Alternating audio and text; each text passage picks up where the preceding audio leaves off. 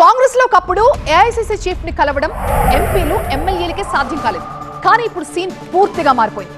గ్రామ స్థాయి కార్యకర్తలతో ఏఐసీసీ చీఫ్ నేరుగా మాట్లాడుతున్నారు. ఎందుకు తెలంగాణ వేదిక కాబోతోంది. గ్రామ స్థాయిలో పార్టీని బలోపేతం చేయడమే లక్ష్యంగా స్థానిక సంస్థల ఎన్నికల ఎజెండాగా ఈ మీటింగ్ జరగబోతోంది.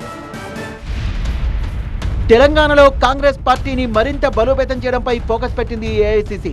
క్షేత్రస్థాయిలో పనిచేస్తున్న కార్యకర్తల నుంచి పూర్తి రిపోర్ట్ తీసుకోనుంది ఏఐసీసీ.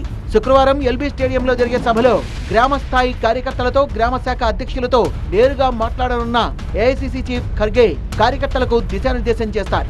సభను సక్సెస్ చేసేందుకు ఇప్పటికే మంత్రులు పొన్నం శ్రీధర్ బాబు సన్నాహక సమావేశాలు నిర్వహించారు. మరోవైపు Meenakshi Natarajan, CM Revanth Reddy, PCC chief, జిల్లా ఇన్ఛార్జి మంత్రులతో జూమ్ మీటింగ్ నిర్వహించారు.